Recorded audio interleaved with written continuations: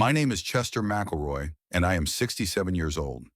I worked as a mechanic at the railroad depot in our small town in North Carolina for 38 years, and now I have been retired for 4 years. I live alone in the house I inherited from my parents, an old two-story house with a porch and a small garden. My wife Dolores died 5 years ago. We had two children, our daughter Violet, who works as a cashier in a supermarket and lives with her husband on the other side of town, and our son Clarence, who died in a car accident when he was 23. I have a sister, Ruby, who is 3 years younger than me and lives with her husband, Orville, a couple of blocks away. My days pass steadily. I get up early, have breakfast, take care of the house and garden, read the newspaper, and sometimes visit my sister or she comes to visit me.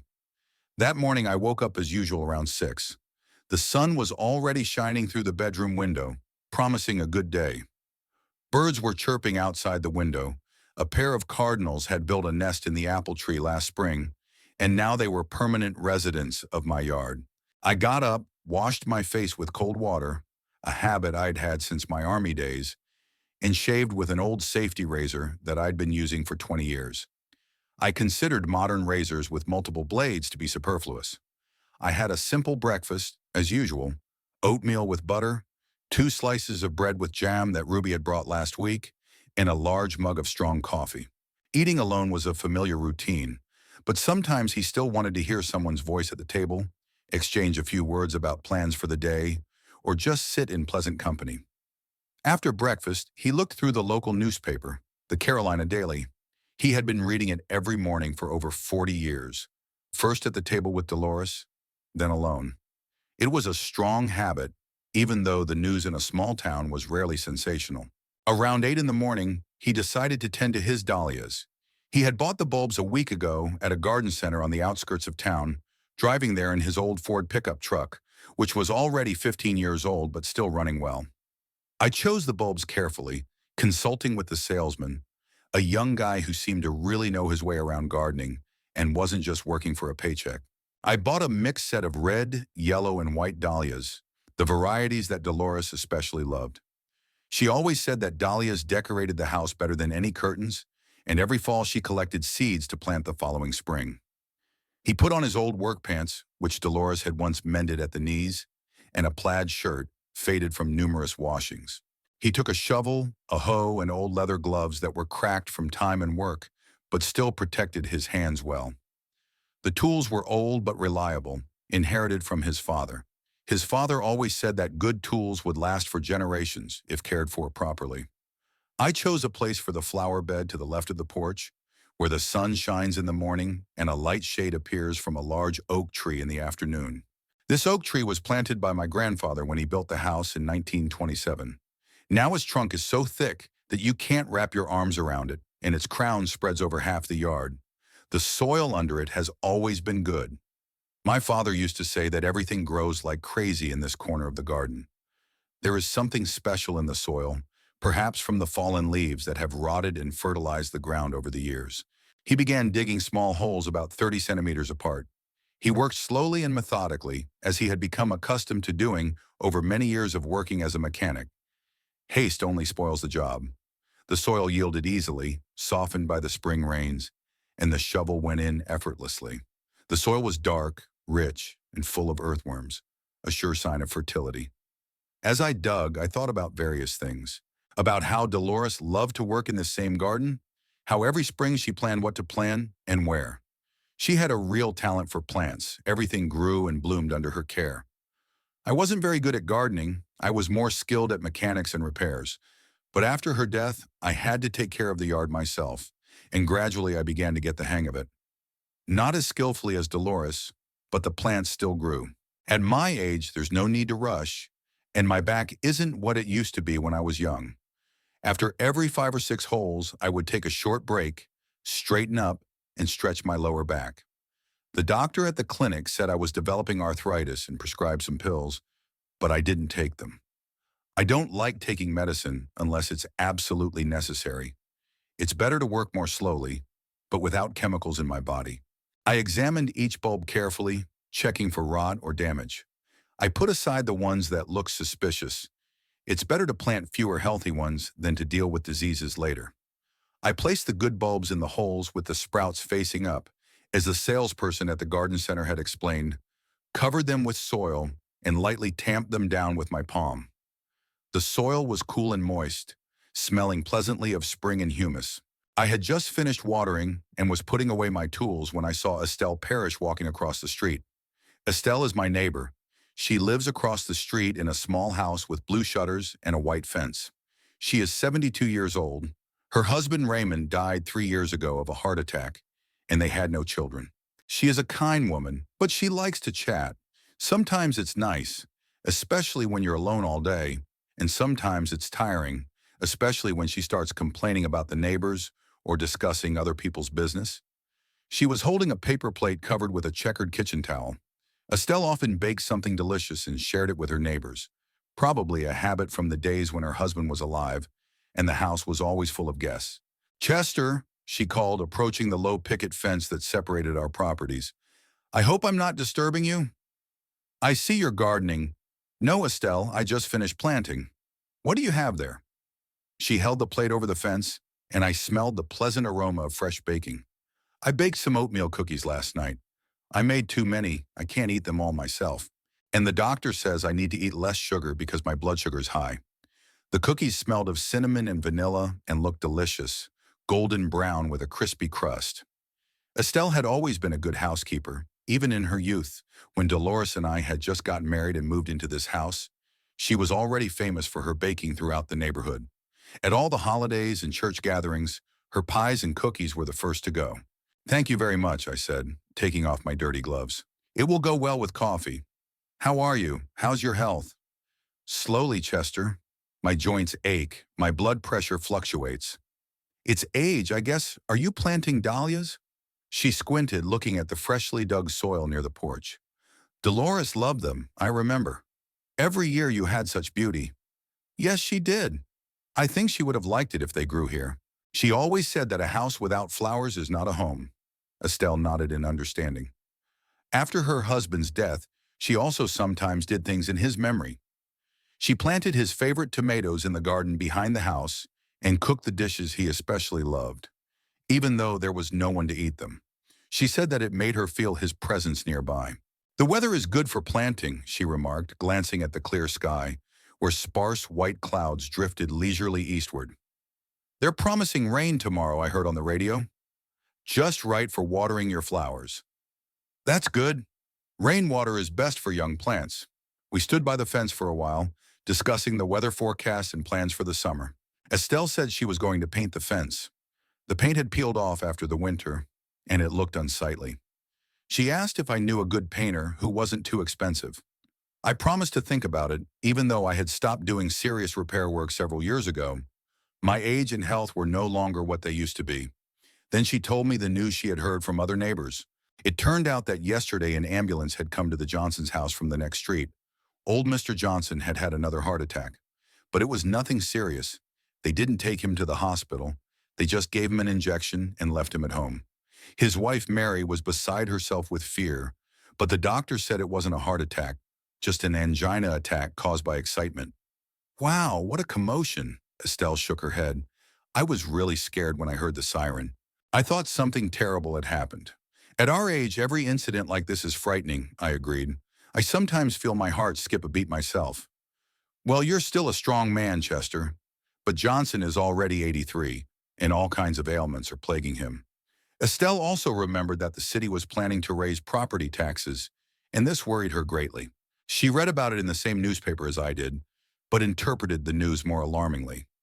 "Every dollar counts when you're retired," she sighed, adjusting a gray strand of hair that had slipped out from under her scarf. "It's a good thing we own our house and have paid it off. Otherwise, we would have had to move somewhere else long ago." "Where can an old person go these days?" "Nursing homes are expensive, and I don't want to live with strangers." I agreed with her.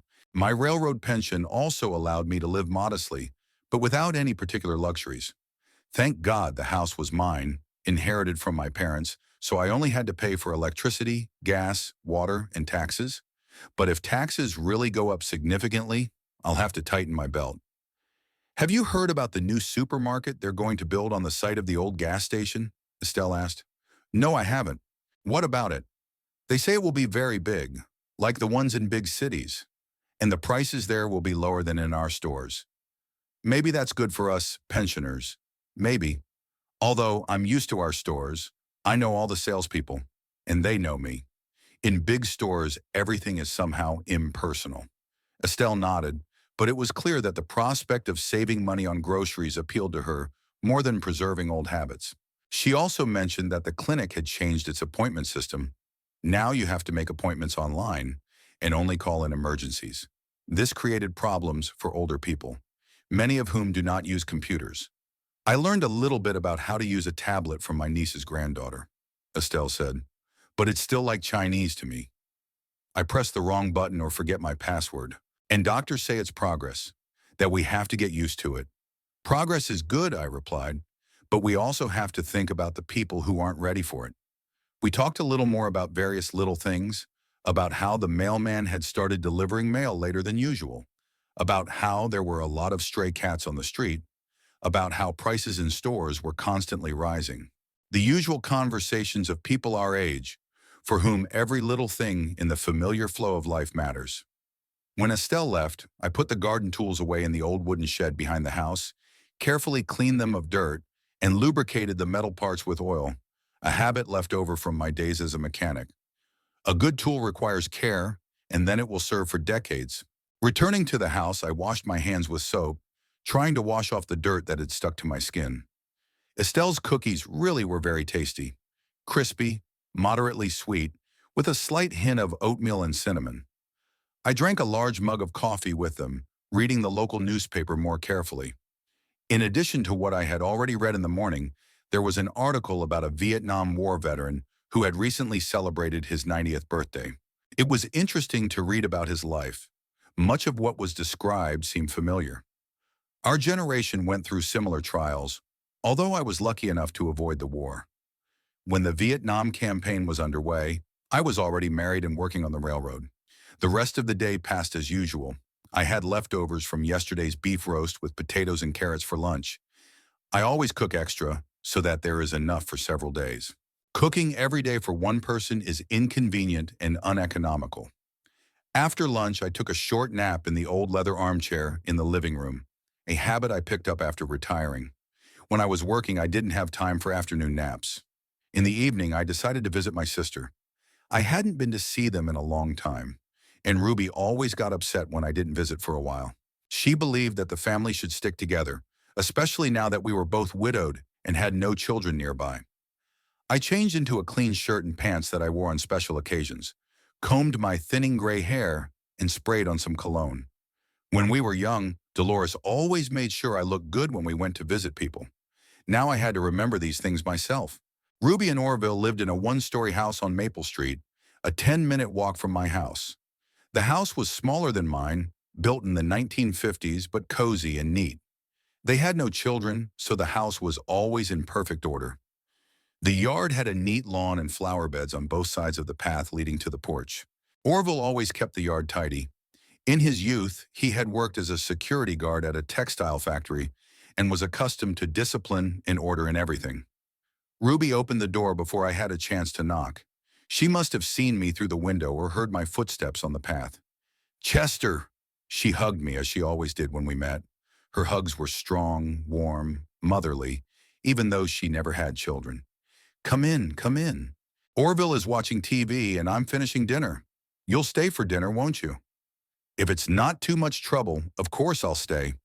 The house smelled of fried potatoes and onions, of home comfort and cleanliness. Ruby's house always smelled like that. She was a wonderful hostess, a great cook, and kept the house in exemplary order. Orville sat in his favorite chair in front of the TV, flipping through the channels with the remote. He was 66, a year younger than me. He was a strong man with a military bearing, although he had never served in the army. He was drafted after the Vietnam War. He had lost almost all his hair, leaving only a gray fringe above his ears, but he wore a thick, carefully trimmed mustache. When he saw me, he turned off the TV and stood up to shake my hand. Orville's handshake was always firm and masculine, a habit from his days as a security guard when he had to show his character. "How are you, Chester?" "Long time no see. What's new?" Everything's fine. I was planting dahlias today and decided to stop by this evening to share the news. Dahlias are nice. Dolores loved them, I remember. They're beautiful flowers, though a little finicky. We went into the kitchen where Ruby was setting the table. She looked like me. Same gray eyes and heavy chin we got from our father. But unlike me, Ruby was always more emotional, prone to worry and excessive anxiety. Mother said Ruby took other people's problems too much to heart. The table was set in a homely but neat manner, a white tablecloth that I remembered from my childhood when we lived with our parents. Real plates instead of paper ones, and cloth napkins. Ruby always believed that even a simple family dinner should look dignified. Over dinner, we talked about various little things. Ruby made pork with potatoes and green peas, a simple but very tasty meal. The meat was tender, the potatoes were fluffy, and the peas were fresh, not from a can. She always cooked with soul, and you could feel it in every dish. Orville told us that their neighbor Bill Henderson was selling his house and moving to Georgia to be with his children. The house had been on the market for 2 months, but there were no buyers yet. Real estate prices had fallen, and it had become more difficult to sell. "He's a smart man," Orville remarked, cutting a piece of meat. "At our age, it's better to be closer to family. If something happens, who will help?" Ruby nodded in agreement, giving me a meaningful look. She had hinted more than once that I should also consider moving closer to Violet, but I kept quiet. I didn't want to be a burden to my daughter, and I was used to my home and my independence. As long as my health allows, it's better to live on my own. "Bill's children are good," Ruby added. "His son is a doctor. His daughter is a teacher. They're well off and will be able to take care of their parents." "Not everyone is so lucky," Orville sighed. The conversation smoothly turned to memories of Dolores. Ruby had always loved my wife. They got along well despite their different personalities. Dolores was calm and level-headed, able to reassure and give good advice, while Ruby was more impulsive, prone to emotional outbursts. "I remember how she baked that apple pie for Mom's 70th birthday," Ruby said, smiling at the memory. "Mom spent the whole week telling everyone what a wonderful wife Chester had. And the pie really was amazing. I'm still trying to recreate the recipe, but it doesn't turn out as delicious." "She really was wonderful," I replied quietly. "She had golden hands. Whatever she did, it turned out perfectly. And she had an amazing personality," Orville added. "Calm, wise." I always felt more confident when she was around. Orville poured us all a glass of whiskey, not expensive, but decent, which he bought at the local liquor store. We drank to Dolores's memory as we always did when we got together.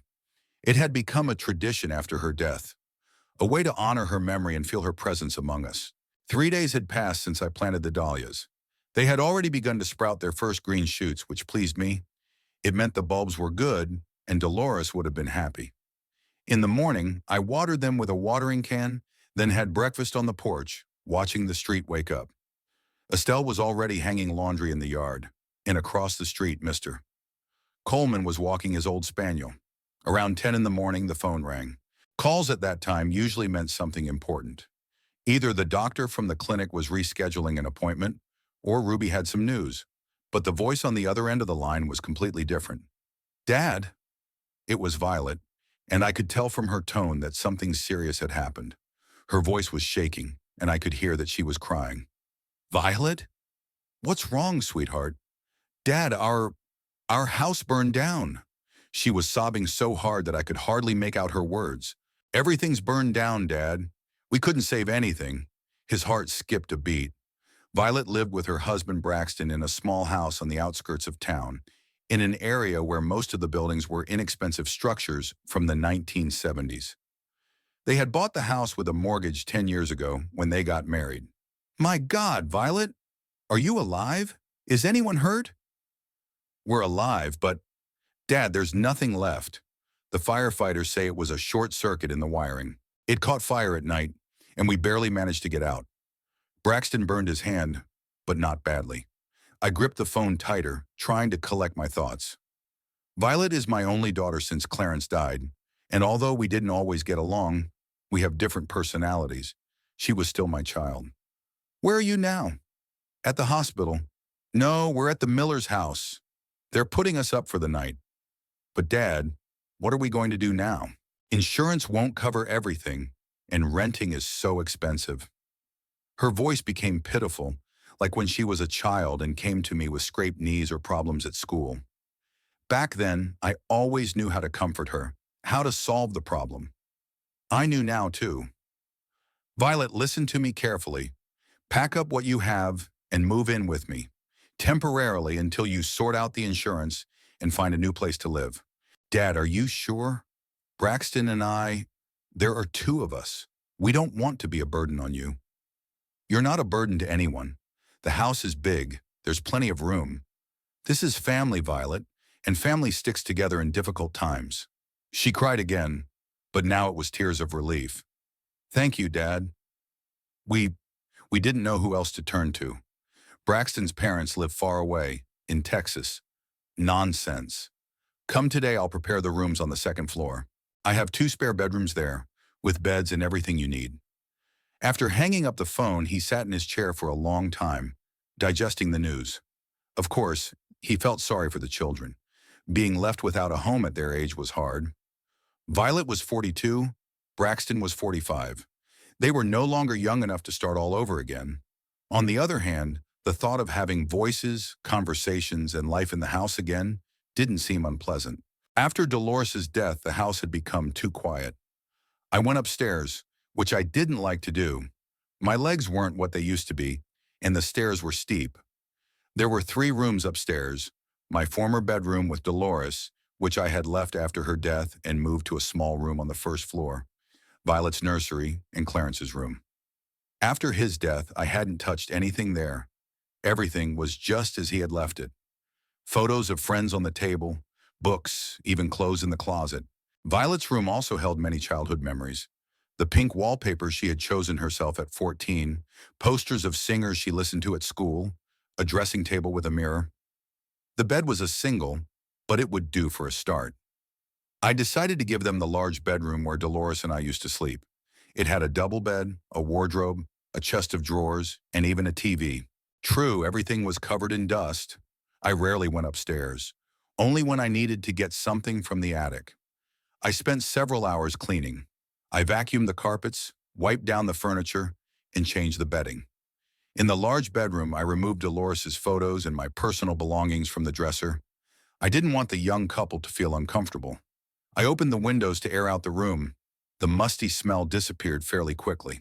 I also tidied up Violet's nursery, although I realized that a 42-year-old woman would find the pink wallpaper and stuffed animals on the shelves strange. But there was no time to redo the renovation. Everything was ready by lunchtime. I went downstairs, made coffee, and sat down to think about how my measured life would change. On the one hand, the company would be pleasant. On the other hand, I never particularly liked Braxton. He wasn't a bad guy, but he was a bit rough, liked to drink, and when he drank, he became talkative and annoying. He worked as a truck driver and often went on long trips, so he wasn't home every day. After lunch, I decided to go to the grocery store. I needed to buy food for more people. He took the old wheeled bag he used for such trips and headed to Main Street, where Fresh Mart, the main grocery store in our town, was located. The store was small but had a good selection. All the salespeople knew me by sight, and I knew them. Most of the people who worked there were middle-aged local women, many of whom still remembered Dolores. I stocked up on food, meat, vegetables, bread, milk, eggs. I also picked up some canned goods and pasta. Simple foods that are easy to prepare. Debbie Thompson, a woman in her 50s who had been working at the store for over 10 years, was at the checkout. "Mr. McElroy, how are you? You've got a lot of shopping today," she remarked as she scanned the items. "Yes, my grandchildren are visiting," I lied, not wanting to discuss family problems with strangers. News travels fast in a small town, and I didn't want everyone to find out about the fire at Violet's right away. As I was leaving the store, I saw a familiar figure at the entrance. Dexter Howley, an old friend of mine, was looking at the notices on the board near the door. Dexter was 68, a year older than me. We met in school, then lost touch for a long time as life took us in different directions. He worked as a mechanic at the same factory as Orville, got married, divorced, and had no children. After we retired, we started seeing each other regularly again, playing checkers, sometimes drinking beer, discussing the news. Dexter was a short, stocky man with a thick gray mustache and piercing brown eyes. He had a straightforward, sometimes even blunt, but honest personality. He always said what he thought, without worrying about other people's opinions. "Chester," he called out to me, "what kind of serious shopping is this? Are you expecting guests?" "You could say that," I replied evasively. Dexter looked at me intently.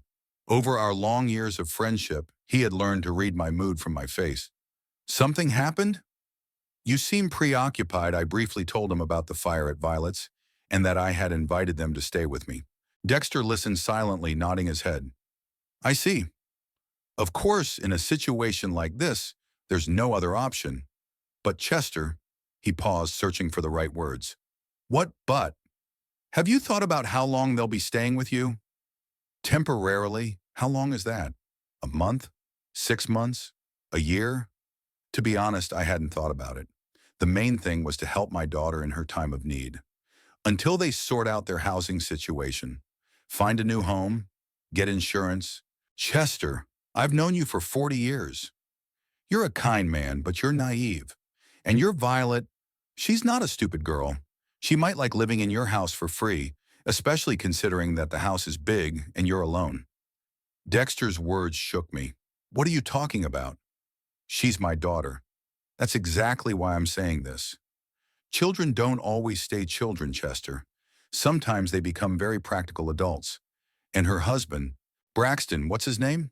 I never liked him." "Dexter, you don't really know them." "Maybe. But remember my advice. Set clear conditions for them right away. How much time, what household responsibilities, who pays for what. Otherwise, it will be difficult to get rid of them later." We said goodbye and I went home, thinking about my friend's words. On the one hand, Dexter was a suspicious man, prone to seeing the bad where there might not be any. On the other hand, he had a lot of life experience, and his advice was usually sound. At home, I unpacked my groceries and made a simple dinner of potatoes and sausages. I ate without appetite, thinking about the changes ahead. The house no longer seemed so quiet. There was a feeling of anticipation in the air. Around 7 in the evening, he heard the sound of a car in the yard. He looked out the window and saw an old red Chevrolet pickup truck, which he recognized as Braxton's car. I went out on the porch to meet them. Violet looked terrible. Her face was tear-stained, her eyes were red, and she was wearing someone else's clothes, probably given to her by the neighbors. Braxton didn't look too good either. He had a bandage on his left arm, his face was sooty, and his clothes smelled of smoke. "Dad!" Violet rushed to me and hugged me so tightly that I could feel her trembling. "Thank you for agreeing to take us in." "You're welcome, daughter. This is your home, too."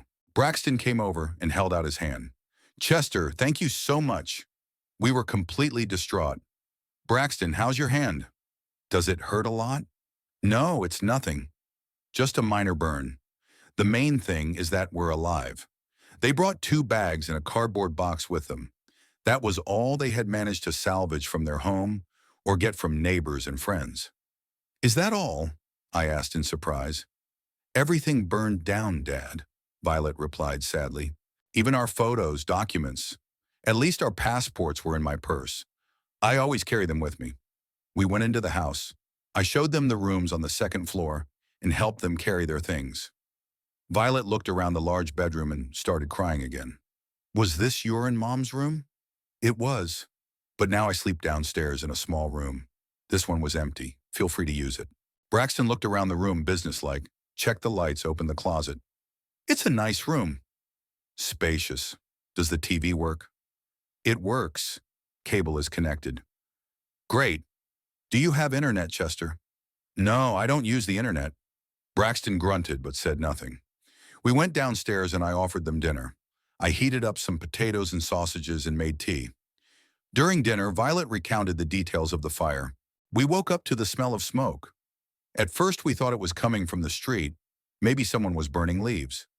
Then Braxton went to the kitchen and saw sparks flying from the outlet and the wall already smoldering. "I turned off the electricity right away," Braxton added, "but it was too late." The fire was already spreading along the walls.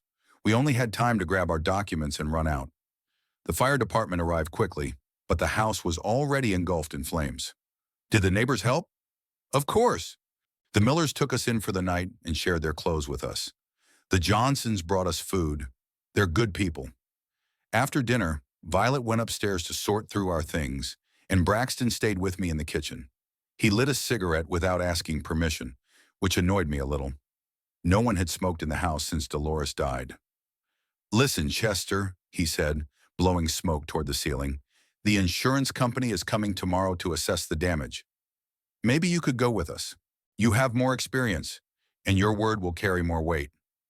"Sure, I'll go if I need to." "Thanks. Those insurance guys always try to pay as little as possible, and we need all the money we can get to find a new house." He talked a little more about his plans. He wanted to find a house bigger than the old one, in a better neighborhood. He said that maybe it would be worth moving to another city where there were more jobs and higher salaries. I listened to him half-heartedly, thinking that now my quiet house would be filled with strangers' voices, strangers' habits, strangers' problems. Around 10 o'clock in the evening, we went to bed. I lay down in my small room on the first floor, and upstairs I could still hear voices, footsteps, and the sound of the TV for a long time. I didn't fall asleep right away. It was unusual to hear unfamiliar sounds in the house after many years of solitude. In the morning, I woke up early, as usual, but found that the bathroom was occupied. This was also unusual. Before, I could use the bathroom whenever I wanted. I had to wait almost half an hour until Braxton came out, spreading the smell of cheap soap and cigarettes. In the kitchen, I found that someone had already made breakfast. Violet was standing at the stove frying eggs. "Good morning, Dad. I hope you don't mind me taking over your kitchen." "Of course not. On the contrary, it's nice the three of them had breakfast together." Braxton was quiet that morning, while Violet bustled about, serving everyone food and pouring coffee. She was clearly trying to show that she could be a good housekeeper and wouldn't be a burden. "Dad, today we're going to the insurance company, then to the bank. We need to sort out some financial matters. Maybe we can go shopping at the same time and buy some clothes. And in the evening, I'll cook a proper dinner, not these canned meals." "Okay, daughter, do what you need to do." After breakfast, they left to go about their business, and the house became quiet again. I went out into the garden, watered the dahlias, which had already grown noticeably, then sat down on the porch with a newspaper. But it was hard to read. My thoughts kept returning to the new residence. On the one hand, the presence of the family in the house was pleasant. The house seemed to come alive, filled with meaning. On the other hand, the familiar rhythm of life was disrupted, and this created some tension. Dexter's words wouldn't leave my head. What if he was right? What if Violet and Braxton decided that living with me was convenient and profitable? The house is big, the housing costs are zero, and I'm not the type to charge them for electricity and food. But she's my daughter, I told myself. My only daughter after Clarence's death. She can't wish me ill, and temporary inconveniences are normal when you help your family in a difficult time. In the evening, they returned with groceries, bags of clothes, food, and some small items. Violet had indeed prepared a nice dinner, roast meat with vegetables, and she even bought some kind of dessert. At the table, they talked about their day. The insurance company promised to pay compensation, but not in full. Part of the damage was not covered by the policy. There would be enough money for a new house, but they would have to take out another mortgage. The bank was willing to consider the application, but the process would take time. "So, Dad, it looks like we'll have to stay with you for another 2 or 3 months," Violet said. "I hope you don't mind?" "Of course not. Stay as long as you need to." Braxton nodded with satisfaction. "You have a nice house, Chester. It's spacious and comfortable, and the neighborhood is quiet and peaceful. We like it here." The first 2 weeks passed relatively calmly. Violet tried to be a good hostess. She cooked dinner, cleaned the house, and even washed my shirts without being asked. Braxton behaved appropriately, not smoking in the house after I politely asked him to go out on the porch. They talked about looking for a new home, showed me newspaper ads, and discussed options. But gradually, minor inconveniences began to appear, which at first seemed insignificant, but then became increasingly annoying. The first problem arose with the bathroom.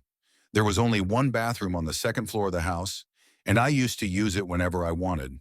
Now I had to wait every morning. Braxton took a long time in the bathroom, showering, shaving, and doing other things. Then Violet would go in. and she wasn't in a hurry either. By the time the bathroom was free, it was almost 9 in the morning. Several times I delicately hinted that I also needed to get ready in the morning, but it didn't work. Violet apologized and promised to be quicker, but nothing changed. Braxton pretended not to understand what I was talking about. "Chester, there's a sink on the first floor," he said once.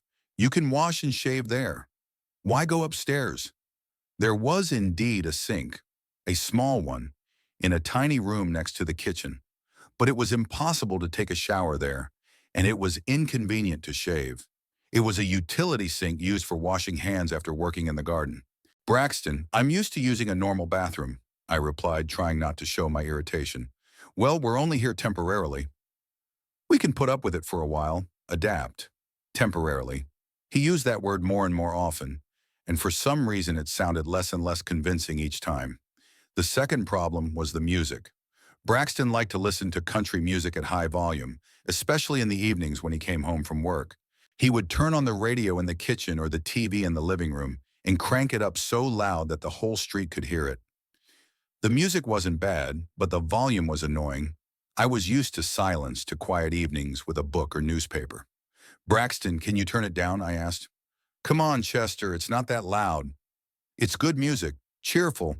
It'll do you good to listen to it. You live too quietly." He turned down the volume, but not for long. Half an hour later, the volume rose again, as if by itself. But the worst part was the kitchen. Violet cooked often and a lot, but she was in no hurry to clean up after herself.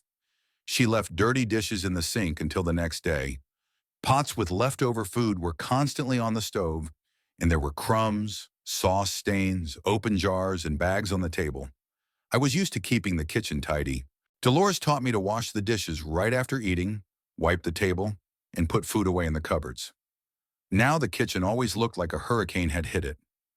"Violet, maybe you should clean up more often," I suggested cautiously. "Of course, Dad, I just don't have enough time. We have so much to do right now. Looking for a house, dealing with the bank, the insurance company. We're so tired in the evening that we can't lift a finger." But I could see that they didn't look particularly tired in the evenings. Braxton listened to music and drank beer. Violet watched TV or talked on the phone with her friends. There was no time for cleaning, but there was plenty of time for entertainment. Gradually, I began to clean up after them myself. I washed their dishes, wiped the table, took out the trash. It was humiliating, but the alternative, living in filth, seemed even worse. A month had passed since they moved in. Talks about finding a new home became less frequent, and talks about how well they were living with me became more frequent. "Dad, you know, we're very comfortable here," Violet said at breakfast. "The house is so cozy. The neighborhood is quiet. We're even thinking about looking for something nearby so we can live close to you." "That would be nice," I agreed, although deep down I hoped they would find a place further away. "Or maybe we shouldn't look for anything at all," added Braxton. "The house is big. There's enough room for everyone. We could help with the expenses and the housework, but you said it was temporary." "Temporary, temporary," Braxton waved his hand. "What's the big deal if it takes longer than expected? It's better for you not to live alone, right?" I remained silent, not knowing how to respond.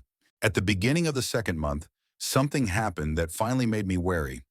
It was a normal Tuesday, and I was sitting in the garden, weeding around the dahlias, which had already grown quite a bit and were getting ready to bloom. Around 3 o'clock in the afternoon, I heard the sound of a car in the yard. It was strange. Violet and Braxton had left in the morning on business and weren't due back until the evening. I peeked out from behind the bushes and saw an unfamiliar black car, quite expensive looking. A man in a dark business suit got out, carrying a briefcase. The man was about 50 years old, of medium height, with neatly trimmed gray hair and a serious face. He looked like a man accustomed to business negotiations, confident movements, an expensive watch on his wrist, leather shoes polished to a shine. He walked to the front door and knocked. A minute later, the door opened and I saw Violet. It turned out she was home, even though she had said that morning that she was going into town. "Come in, Mr. Harris," I heard her voice. "Braxton is already waiting in the living room." So Braxton was home too. They had lied to me about their plans for the day. The door closed and I was left puzzled. Who was this Mr. Harris? Why had he come? And why had the children hidden his visit from me? I continued working in the garden, but listened intently to the sounds coming from the house. Voices came from the living room, but I couldn't make out the words. The conversation lasted about an hour, after which I heard the sound of the door opening. "Thank you for your advice, Mr. Harris," said Violet. "We'll think about it and get back to you." "You're welcome, but don't delay. It's better to resolve these matters quickly, before any complications arise." "Of course, we understand." The man got into his car and drove away. I waited for Violet or Braxton to come out and tell me about the visit, but that didn't happen. Through the window I could see them talking animatedly in the living room, but they didn't come out. At dinner that evening, I cautiously asked, "How did it go? Did you manage to do everything you planned?" "Yes, everything's fine," Violet replied without looking up from her plate. "We went to the banks and filled out the paperwork." "Did you spend a long time at the bank?" "Not really. About an hour and a half, I guess." The next day, I waited until they left and went to see Dexter. My friend lived 2 blocks away from me in a small house he rented from Mrs. Burns, a widow. Dexter had never been domestic.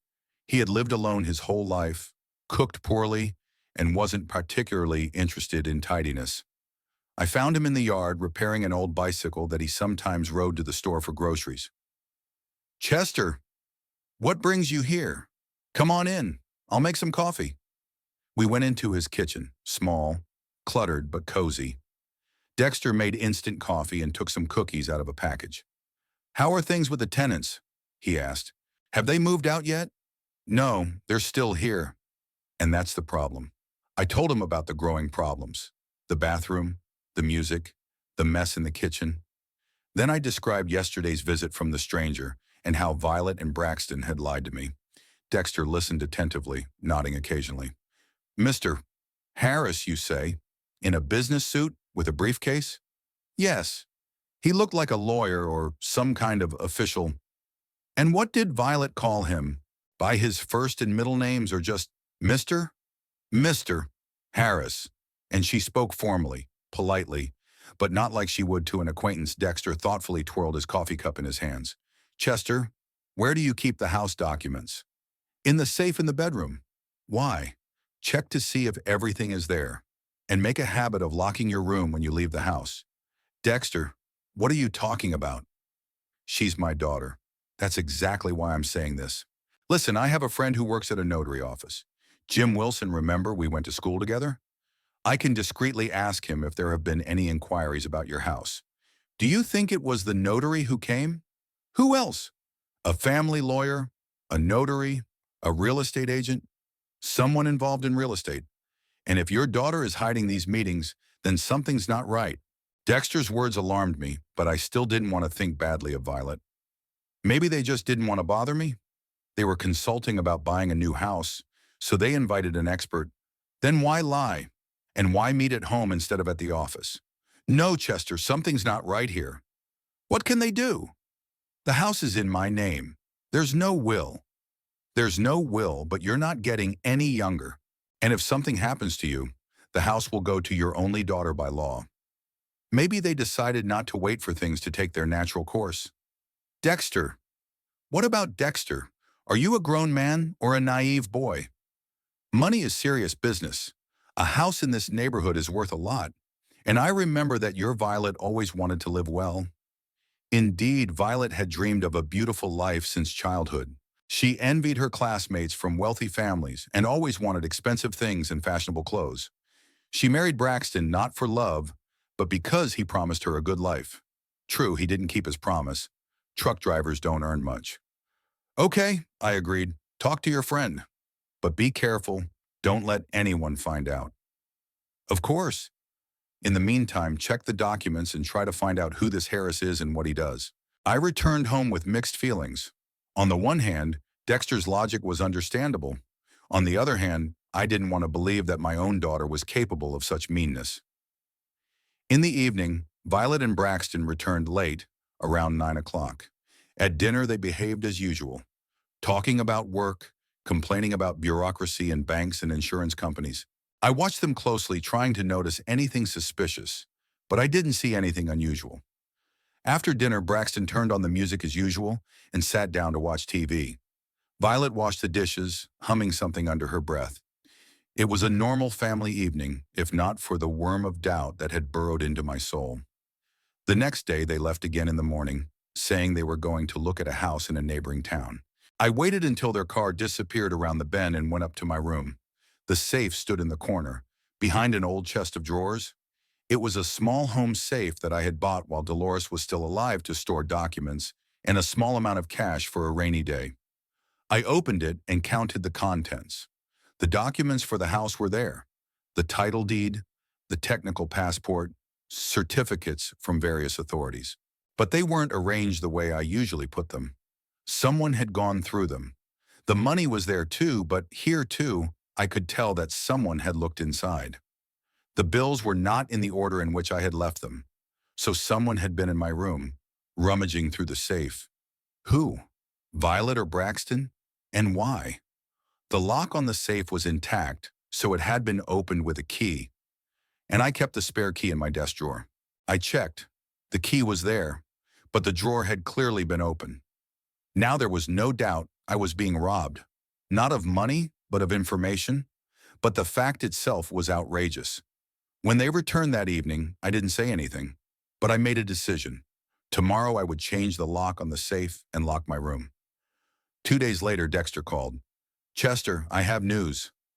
My friend at the notary's office found out something." "What exactly?" "Come over, we can't discuss this kind of thing over the phone." I went to Dexter's immediately. My friend greeted me with a serious expression. "Sit down, Chester. You're not going to like what I'm about to tell you." "Go ahead." "This Harris guy really is a notary. He works for Harris and Partners and specializes in real estate. And yes, he was contacted about your house." "How was he contacted?" "They consulted about the procedure for re-registering ownership in the event of, how should I put it, the owner's incapacity." I felt a chill inside. Meaning? Meaning they were interested in how to take a house away from a person who is allegedly unable to make decisions on their own, due to old age, illness, mental disorders. My God, now that's not all. They also asked about guardianship and whether the daughter could become her father's guardian and dispose of his property. I sat there, unable to believe what I was hearing. So they're planning to declare me incapacitated? It looks that way. It's a fairly common scheme. Relatives gather information that the old man cannot take care of himself, forgets to take his medication, and gets lost on the street. Then they go to court, appoint a guardian, and all the property comes under the guardian's control.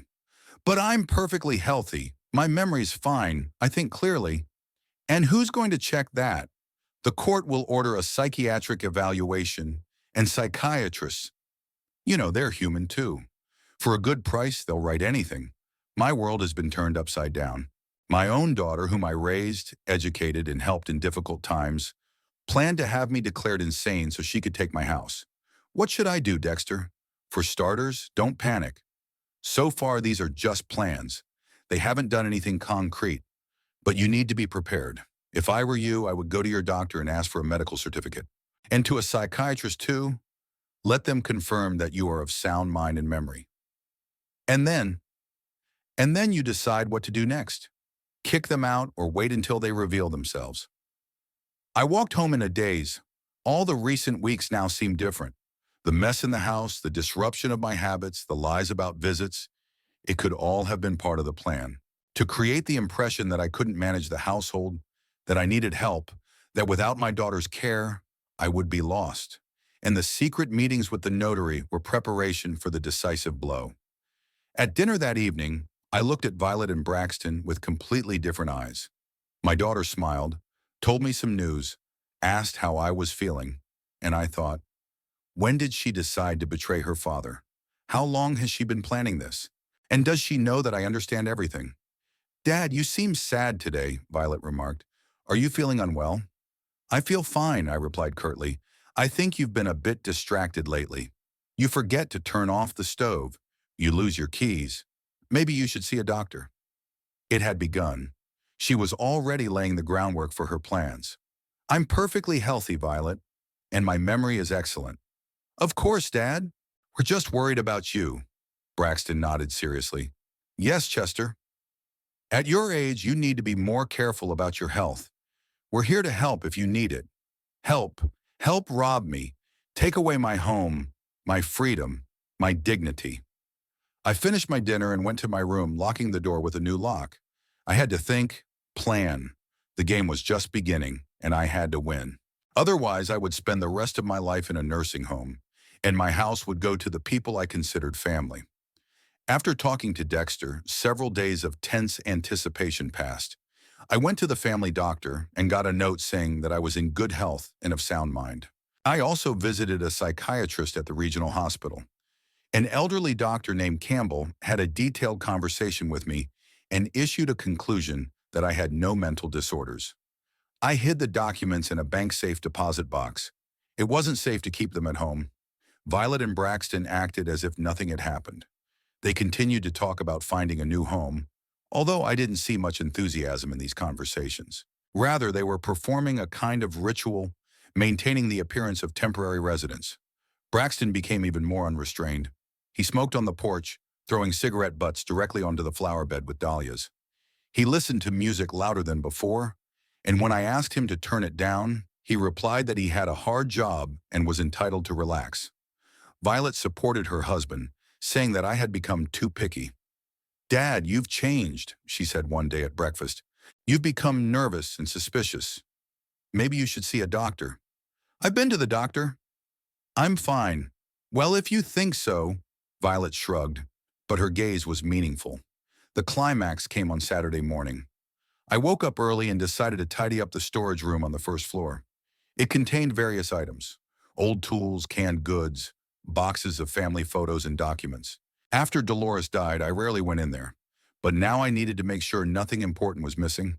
When I opened the storage room door, I froze. Half the shelves were empty. The boxes of photos, albums, Dolores's letters, even her sewing machine, which I had kept in memory of my wife, were gone. "Violet," I called, trying to remain calm. "Can you come here for a minute?" She came down from the second floor in her bathrobe, unhappy that she had been woken up. "What's wrong, Dad? Where are the things from the storage room?" "The boxes of photographs, Mom's albums." Violet looked embarrassed, but quickly pulled herself together. "Oh, that. Braxton cleared them out. There was a lot of junk in there, and we decided to make room for our things." "What junk?"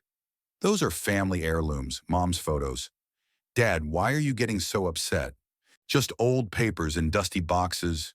You never look at them anyway." I felt anger boiling up inside me. "Where are those things?" "Braxton threw them away. Yesterday, when you went to the store, the garbage truck already took them away." For a second, I was speechless. Threw them away. Our wedding photos, pictures of the children, letters Dolores wrote to me when I was in the hospital. He threw it all away like trash. "Where's Braxton?" I asked quietly. "Still asleep." "Dad, don't make a scene over some junk." "Call him." Right now, something in my tone made Violet obey. A couple of minutes later, Braxton appeared, unshaven, in a dirty t-shirt, clearly hungover. "What's all this noise so early in the morning?" he grumbled. "Did you throw things out of the storage room?" "Yes, I got rid of all that junk. Now there's more space and air. Before it was just dust and all kinds of junk." "Those were family photos, documents, memories of my wife." Braxton shrugged. "So what? The dead don't need memories, but the living need space. We live here. We need somewhere to store our things." I looked at him and couldn't believe the audacity of this man. He threw away the most precious things I had and still talked about practicality. Do you understand what you've done?" "I got rid of the junk. Chester, you're too attached to the past. It's time to live in the present.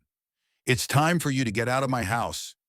Right now. Pack your things and leave today." Braxton smirked. "Come on, old man. Where are we going to go? We haven't found a house yet. We don't have money for rent. Just be patient a little longer." I said, "Get out of my house." "And I said we're not going anywhere." Braxton raised his voice. "You're throwing a tantrum over some pieces of paper." Violet tried to intervene. "Dad, calm down. Braxton didn't mean to upset you. He just didn't understand that it was important to you." Didn't understand? Couldn't he have asked? This is my house, my things.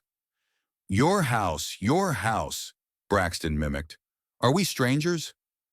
"Violet is your daughter. I'm her husband. We're a family, in a word, and you treat us like tenants." Tenants at least pay for their housing. You live here for free and still boss us around. Boss you around? Braxton turned red with anger. We fixed up your old house. Violet cooks, cleans, does the laundry, and all you do is grumble? Fix it up? You've made a mess of the place. You hog the bathroom, blast music, don't wash the dishes. Get lost with your complaints, Braxton exploded. I'm sick of it. Live alone if you don't like company. That's exactly what I'm suggesting. Get out. The shouting became so loud that Estelle heard it. I saw her look out of her window, then put on her coat and head for our house. A minute later, there was a knock at the door. Don't open it, said Violet. We don't need the neighbors getting involved in our business. But I went to the door. Estelle stood on the porch with a worried look on her face. Chester, what's going on? They're shouting all over the street. I thought maybe someone was hurt. It's okay, Estelle, just a family quarrel. Braxton appeared behind me. Get out of here, you old hag. None of your business. Estelle stepped back in fear. I just wanted to know. You didn't want to know anything. You eavesdrop and then spread gossip all over the neighborhood. Braxton grabbed a kitchen chair standing nearby and threw it at Estelle. The chair flew past her, but the woman fell in fright, catching on the porch step. Braxton! Violet shouted. I rushed to Estelle and helped her up. She had a graze on her knee, and her hands were shaking from shock. Estelle, are you hurt? No, I don't think so. Chester, what's going on? He almost killed me. Braxton stood in the doorway, breathing heavily with anger. Get out while you still can, and don't stick your nose in here anymore. How dare you? I turned to Braxton. She's an elderly woman, a neighbor. Have you no conscience? And you have no brain. You let anyone into the house, and then you're surprised. Estelle, leaning on my arm, got up from her knees. Chester, should I call the police? He's not right in the head. Just try it, Braxton yelled. I'll show you crazy. He took a step toward Estelle, and I stepped between them. Enough. Estelle, go home. I'm sorry for this mess. But Chester, please go. I'll take care of this myself. Estelle, still looking back fearfully, hurried to her house. I returned to the house where Violet and Braxton were waiting for me. Now the whole street will know about our fight, Violet said discontentedly. Great, let them know what kind of guests I have. I was beside myself with rage. That's it, enough. Pack your things and get out. Today. We're not going anywhere, Violet said calmly. Dad, you're not in any condition to make decisions. Do you see how you're behaving? Yelling, attracting the neighbors, throwing tantrums. This isn't a tantrum. It's righteous indignation. Dad, you're sick. You need help, treatment. We can't leave you alone. I knew where she was going with this. It had begun. Now they would play the caring relatives, and I would be the inadequate old man. I'm perfectly healthy, and I demand that you leave my house. It's our house too, Braxton interjected. We live here. We've settled in. We have a right to be here. What right? I invited you here temporarily, not permanently. And where is that written? Braxton smirked. Show me the document that says temporarily. Their insolence was off the charts. They were openly showing that they had no intention of leaving. Violet, I turned to my daughter, hoping to find at least a shred of conscience in her. You understand that this is not acceptable, right? This is my house, my life. I want to live in peace, not put up with rudeness and disorder.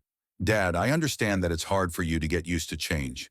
But we're a family, and families should stick together, especially when one of the family members starts having problems with, well, you know. I don't have any problems. Dad, take a look at yourself. You've become forgetful and irritable. You lose your keys, you forget to turn off the stove. Yesterday you told Mrs. Miller that you forgot her name, even though you've known her for 20 years. That was a lie. I remember Betty Miller very well and have never forgotten her name. I didn't say anything like that. You did, Dad. I saw it, and Braxton heard it too. Braxton nodded in agreement. Yes, I heard it. Chester, you really need help. We're ready to take care of you. Take care of you. Like you're incapacitated. Like a lunatic. As long as I'm alive, no one will take care of me. This is my house, and I decide who lives in it. Dad, calm down. You're all red. Your blood pressure must have gone up. Maybe you should take a pill. Violet took a package of medicine out of her purse. What's this? A sedative. The doctor prescribed it and said to give it to you when you're nervous. What doctor? I haven't been to any doctors, and I'm not taking any pills. Dad, don't be stubborn. It's for your own good. She tried to approach me with the pill, but I jumped back. Don't come near me, and don't you dare poison me. See, Violet, said Braxton. He's completely lost it. He's paranoid. He thinks we want to poison him. We have to do something, Violet sighed. This can't go on. I realized they were putting on a show. They were creating the appearance that I was sick, inadequate, in need of care. Soon that notary or psychiatrist will probably arrive to confirm my incapacity. Get out of my house, I said quietly but firmly. This is the last time I'm asking. And if we don't leave? Braxton smirked. What will you do? I'll call the police. Go ahead, call them. Tell them how you're kicking your own daughter out on the street for no reason. How you yell at your neighbors and throw chairs. You threw the chair. And who's going to prove it? It's your word against ours. We'll say you were causing a disturbance and we were trying to calm you down. I was trapped. They had it all planned out. They were prepared. Any action I took could be interpreted as a sign of instability. You know what, Dad? Violet said in a conciliatory tone. Let's not fight. We're a family. We'll live together and everything will work out. You'll get used to it and we'll help you. I don't want your help. I want you to leave. So what do you want? Braxton said harshly. Wanting isn't enough. We're not going anywhere until we decide to, and we'll do what we think is best. Got it? An open threat. Now they weren't even hiding their intentions. I went to my room and locked the door. I sat on my bed trying to calm down and think about the situation. They had taken over my house, not by force, but by cunning, but the result was the same. And they were going to declare me insane so they could legally take possession of all my property. I needed help, support from loved ones who could confirm my sanity. I thought of Ruby. My sister had known me all my life. She wouldn't believe I was sick. She would help, support, and maybe even take me in for a while until I sorted out the situation. In the evening, while Violet and Braxton were watching TV, I quietly left the house and went to my sister's. Ruby was surprised to see me. I usually warned her when I was coming. Chester, what's wrong? You seem upset. Ruby, I need your help. Can we talk in private? Orville was sitting in the living room reading the newspaper. Ruby took me to the kitchen and made tea. Tell me what happened. I told her everything about the secret meetings with the notary, the plans to have me declared incompetent, today's argument.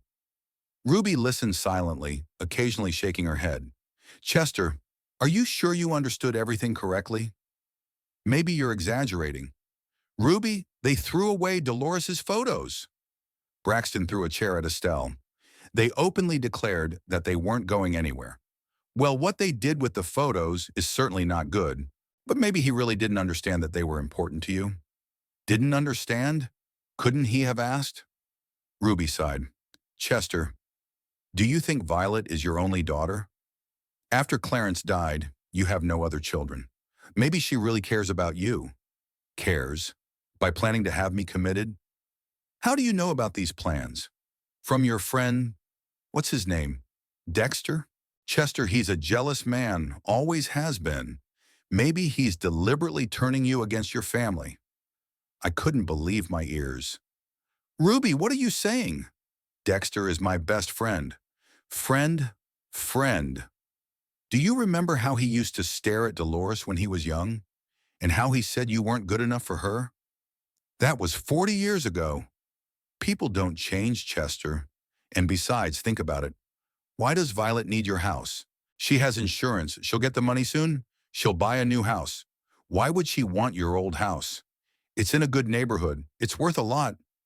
Chester, have you been to the doctor lately? Have you had a checkup? The question came as a surprise. Yes, I have. Everything is fine. Have you been to a psychiatrist? I looked at my sister more closely. There was something wrong with her tone. Why are you asking? Just curious. Violet called me the other day and said you've been acting strange. You're forgetful and irritable. She's worried. Violet called you? Of course. We're family. She's worried about you and asked me to keep an eye on you to see if I notice any changes in your behavior.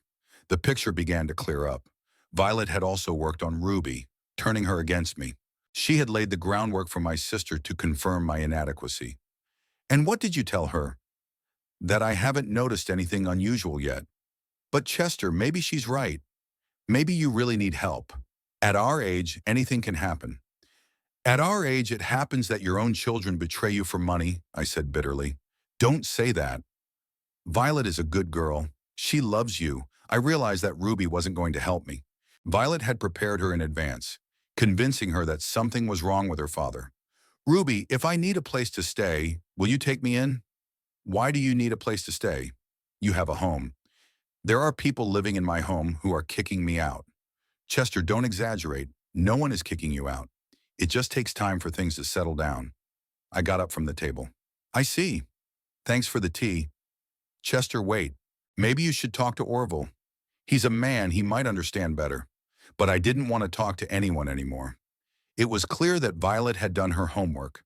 She had worked on all the relatives and acquaintances, convincing them that my father was getting old, losing his mind, and needed help and supervision. Now I was alone against everyone, and there was less and less time to think. I returned home late in the evening in a depressed mood. Even Ruby, the only relative who could support me, was on Violet's side. Now it was finally clear. I was surrounded on all sides, deprived of allies, and prepared for the final act of a play called The Incapacitated Old Man. The lights were on in the house, and voices could be heard coming from the living room. Violet and Braxton were talking animatedly about something, laughing periodically. They were probably discussing the success of the operation. My sister had been fooled. My neighbors were against me after the morning scandal, and I myself looked like an unstable old man who threw furniture around and threw tantrums. I went to my room, locked myself in, and sat down on the bed.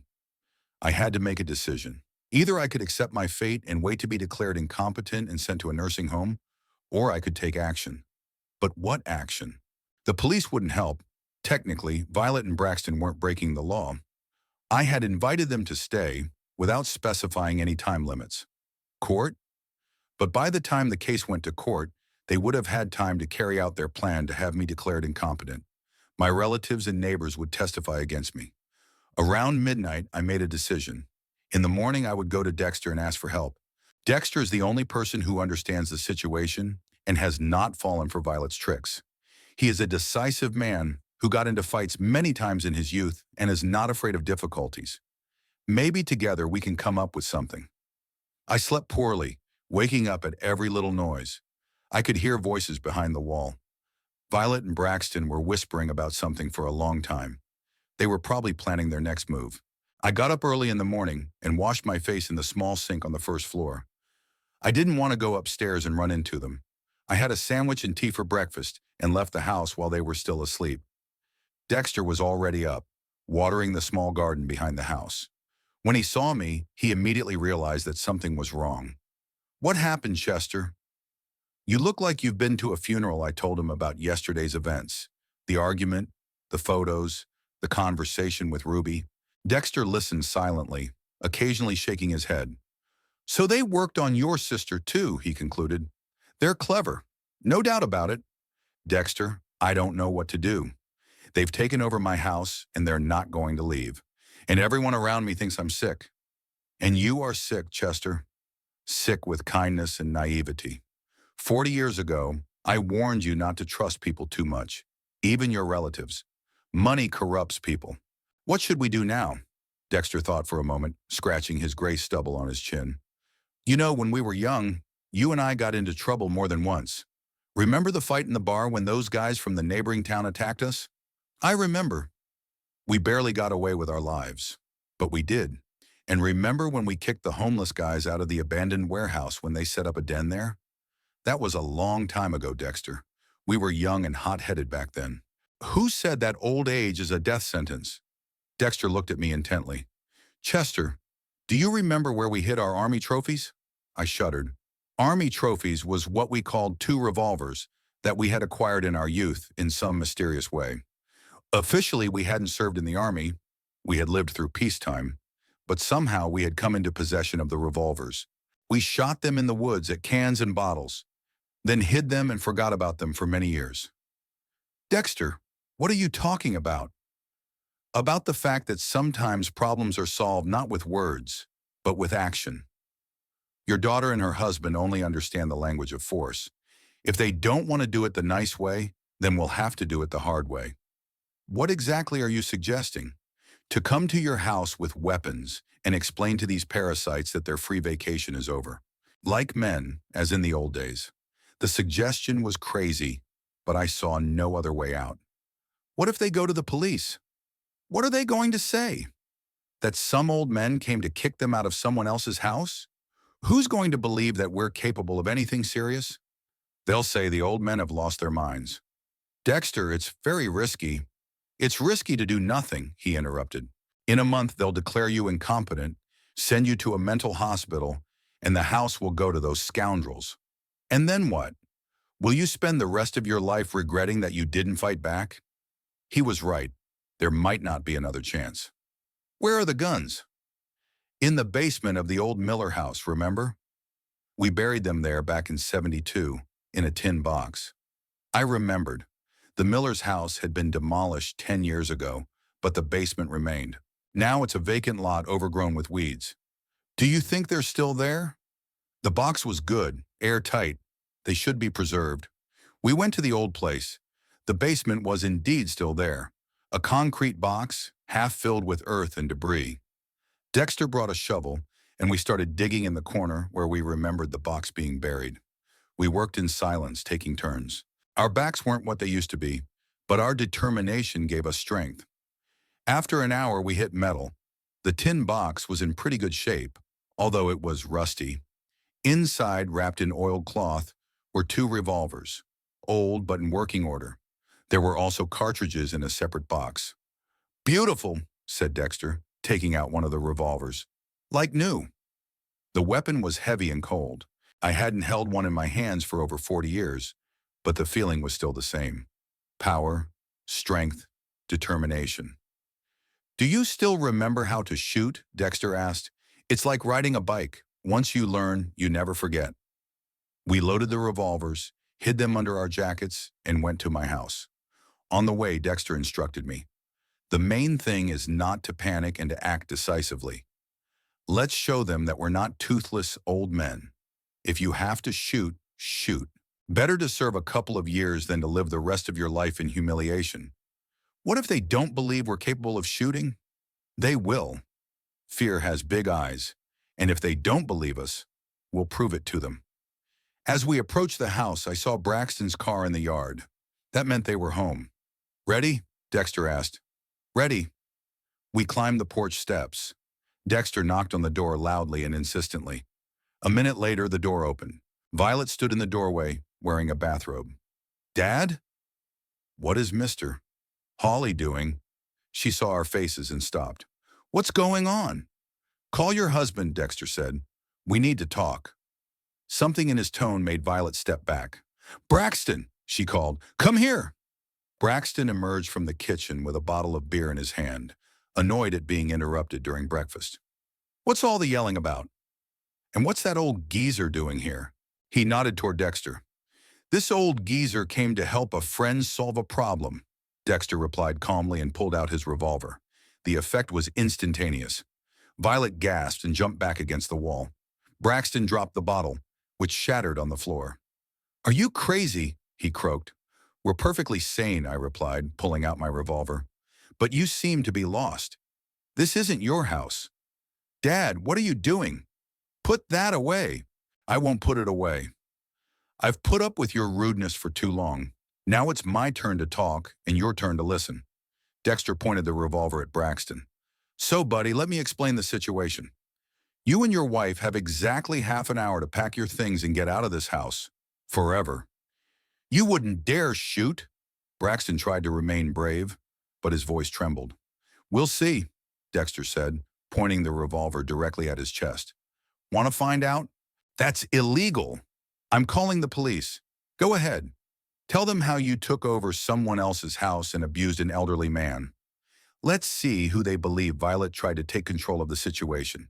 Dad, come to your senses. We're family. You can't threaten your own daughter.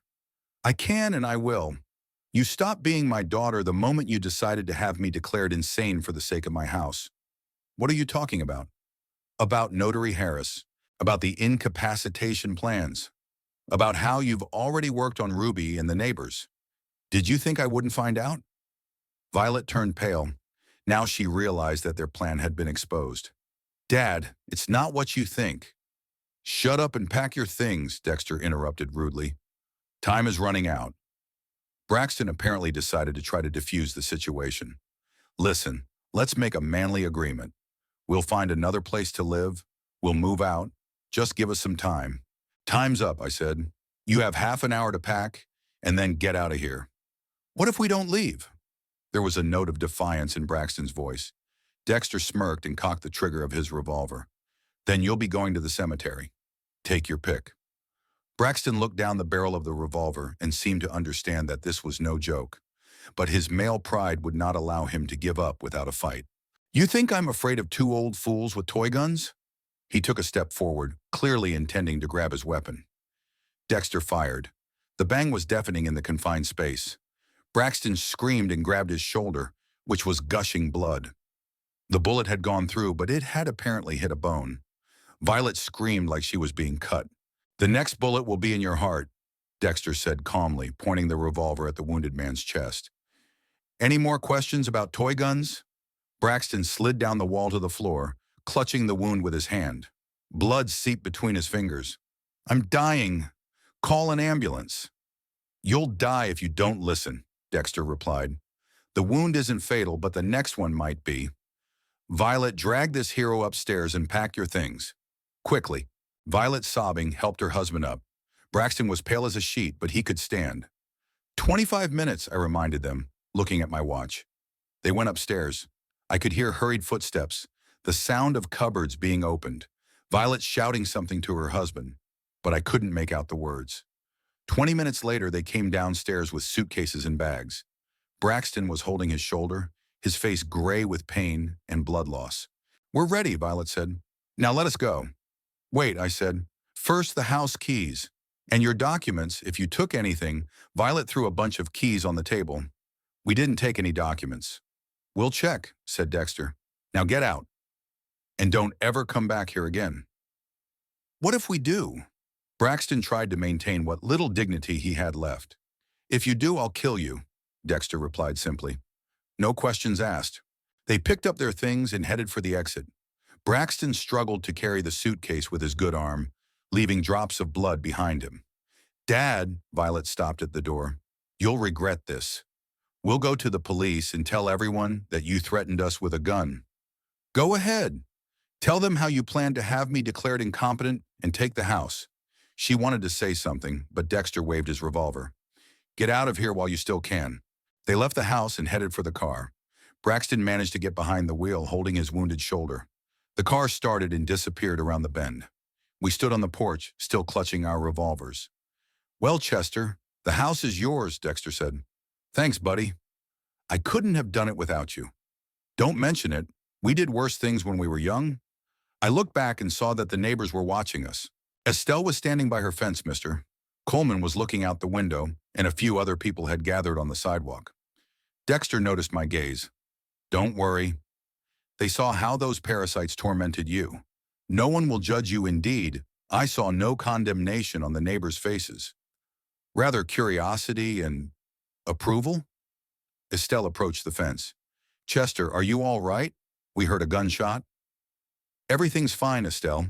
I just kicked out some uninvited guests. You did the right thing, she said unexpectedly. They really messed with you, poor thing. It's good that a friend helped you. Other neighbors also spoke out in support. It turned out that everyone had seen Violet and Braxton bullying me, but they didn't know how to help. The incident with the chair thrown at Estelle finally turned the street against them. Are we going to report it to the police? Asked Mr. Coleman. Why? Replied Dexter. The man defended his home from intruders. What's illegal about that? Well, the shooting. Who fired the shots? Dexter smiled. Maybe a firecracker went off. Anything could have happened. The neighbors exchanged glances and nodded in agreement. No one was going to testify against me. We went into the house. We had to clean up the hallway, where there were bloodstains and checked to see if they had taken anything important. Do you think they'll come back? I asked. Unlikely. Your brother-in-law now has a hole in his shoulder. He's not in the mood for revenge. And Violet realized that you're not to be trifled with. What if they go to the police? What will they say? That an elderly man kicked them out of his own house? Even if they believe the gun, how can you prove we fired it? The neighbors will say they didn't see or hear anything. Dexter was right. In our small town, people stick together. Violet and Braxton were outsiders who behaved badly. By evening, the house was tidied up. I replaced the locks on all the doors and checked the safe. All the documents were there. Dexter helped me take out the trash they had left behind and tidy up the kitchen. Well, hero, he said before leaving, did you handle your family problems? I did. Thank you, Dexter. I would have been lost without you. Come on, friends are there to help in difficult times. Shall we hide the revolvers back up? I'll keep them with me for now. You never know. In the evening, I sat in my armchair in the living room, sipping whiskey and enjoying the silence. The house was mine again. No one was occupying the bathroom for half an hour, blasting music, or making a mess in the kitchen. Outside the window, the dahlias were blooming, bright and beautiful, just as Dolores liked them. Tomorrow I'll water them and loosen the soil around them. Life was getting back on track. Of course, my relationship with my daughter was ruined forever, but maybe it was for the best. People who are capable of betrayal for money cannot be a real family, and real friends like Dexter and good neighbors are more valuable than any relatives. I finished my whiskey and went to sleep in my bed, in my house, which no one would ever dare take away from me again.